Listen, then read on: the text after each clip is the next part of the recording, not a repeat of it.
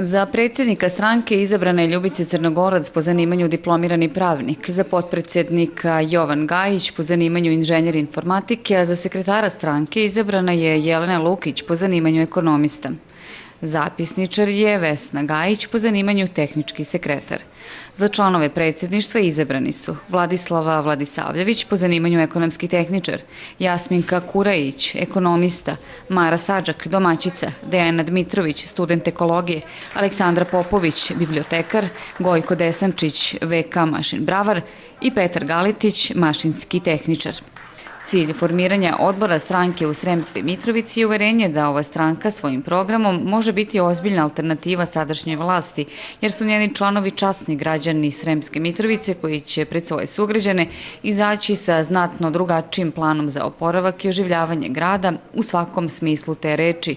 Njihov cilj je, poručuju, stvaranje ambijenta za privlačenje kako domaćeg, tako i stranog kapitala, ali sa čistim poreklom. Srpska sloga, čulo se, neće izigrati poverenje koje je našoj zemlji ukazala Ruska federacija u pogledu povlašćenog prava izvoza proizvoda srpskog porekla, čime bi se stvorili uslovi za plasman svih naših proizvoda na jedno veliko tržište i time dala sigurnost svakom srpskom domaćinu da njegov rad neće biti obezvređen, a ovako bi bila pokrenuta i industrijska proizvodnja.